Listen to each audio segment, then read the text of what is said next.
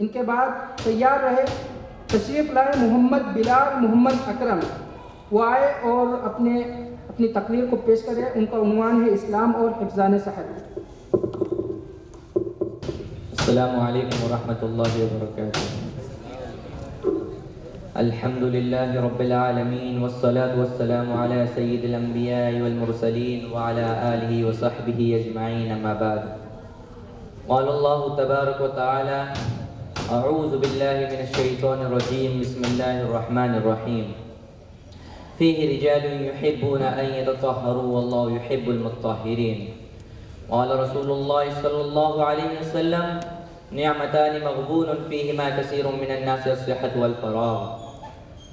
محترم صدر انجمن، حکم صاحبان، مشرق اساتذۂ کرام اور میرے دینی و ملی بھائیوں، آج کی سالانہ انجمن میں میرا موضوع خطابت ہے اسلام اور حفظان صحت۔ محترم سامعین، اللہ تبارک و تعالیٰ نے انسانوں کو جو نعمتیں عطا فرمائی ہے ان میں ایک بڑی نعمت صحت و تندرستی بھی ہے۔ ہمیں ہر ممکن اس کی حفاظت کرنی چاہیے، کیونکہ بغیر صحت کے کوئی کام ممکن نہیں، چاہے عبادت الہی ہو یا گھریلو کام ہو۔ صحت کے بغیر انسان ایسا کوئی کام نہیں کر سکتا جس سے فلاح بہبود سے ہمکنار ہو سکے۔ صحت کے بغیر انسان کا وجود ادھورا ہے، کیونکہ صحت ہی وہ شے ہے جس سے انسان مشکل سے مشکل کام نہایت خوش اسلوبی کے ساتھ انجام دے سکتا ہے۔ صحت کے لیے بنیادی چیز صفائی ہے اور حفظان صحت میں اس کا ایک اہم رول ہے۔ اسی لیے مذہب اسلام نے صفائی پر بہت زیادہ توجہ دی ہے، اور اللہ کے رسول صلی اللہ علیہ وسلم نے ارشاد فرمایا الطہور شطر الایمان، پاکی نصف ایمان ہے، اور کہیں ان اللہ طیب نظیف یحب النظافہ کہہ کر دنیا والوں کو حفظان صحت کی طرف رغبت دلائی۔ محترم سامعین، قرآن کریم کے اندر صاف ستھرے اور میٹھے پانی سے متعلق یہ ذکر موجود ہے۔ وما يستوي البحران هذا عذب فرات سائغ شرابه وهذا ملح أجاج ومن كل تأكلون لحما طريا وتستخرجون حلية تلبسونها وترى الفلك فيه مواخر لتبتغوا من فضله ولعلكم تشكرون۔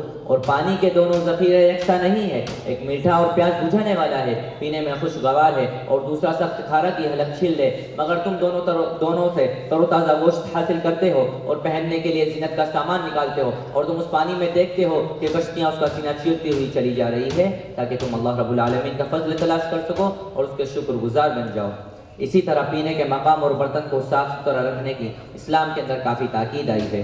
اللہ کے رسول صلی اللہ علیہ وسلم نے ارشاد فرمایا ان اللہ طیب نظیف یحب النظافہ کریم یحب الکرم فنظفوا افنیتکم ولا تشبہوا بالیہود۔ اللہ پاک ہے، نظیف ہے اور نظافت کو پسند کرتا ہے، وہ کریم ہے اور کرم کو پسند کرتا ہے، لہٰذا تم اپنے صحن کو صاف ستھرا رکھو اور یہود کی مشابہت نہ اختیار کرو۔ جس طرح گھر کو صاف ستھرا رکھنا کا جس طرح ہم گھر کو صاف ستھرا رکھتے ہیں، اسی طرح اسلام گھر کے باہر کے حصوں اور راستوں کو بھی صاف ستھرا رکھنے کی تاکید کرتا ہے۔ جہاں انسانی زندگی کے لیے کھانا پینا ضروری ہے، وہیں لباس بھی ایک ضروری چیز ہے۔ جہاں لباس انسان کی ستر پوشی کرتا ہے، وہیں انسان کو سردی گرمی سے بچاتا ہے، حتیٰ کہ جنگوں میں بھی انسان کے جسم کی حفاظت فرماتا ہے۔ اسی کے پیش نظر اللہ رب العالمین کا ارشاد ہے وَجَعَلَ لَكُمْ سَرَابِيلَ تَقِيكُمُ الْحَرَّ وَسَرَابِيلَ تَقِيكُمْ بَأْسَكُمْ۔ اس نے تمہیں ایسی پوشاکیں بخشی ہے جو تمہیں گرمی سے بچاتی ہے، اور کچھ دوسری پوشاکیں جو آپس کی جنگ میں تمہاری حفاظت کرتی ہیں۔ اور ایک جگہ یہ بھی ارشاد فرمایا یا بنی آدم قد انزلنا علیکم لباسا یواری سوآتکم وریشا ولباس التقوی ذالک خیر ذالک من آیات اللہ لعلہم یذکرون۔ اے بنی آدم، ہم نے تم پر لباس نازل کیا ہے کہ تمہارے جسم کے قابل شرم حصوں کو ڈھکے اور تمہارے جسم کی حفاظت کرے، اور زینت کا ذریعہ بھی ہے، اور بہترین لباس تقوی کا لباس ہے۔ اللہ کی نشانیوں میں سے ایک نشانی یہ بھی ہے کہ شاید لوگ سے سبق لیں۔